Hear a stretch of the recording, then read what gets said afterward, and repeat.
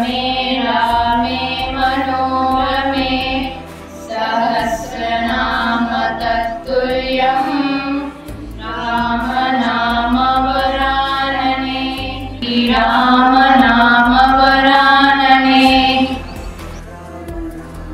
हत्वा मृगं काञ्चनं वैदेहीहरणं जटायुमरणं सुग्रीवसम्भाषणं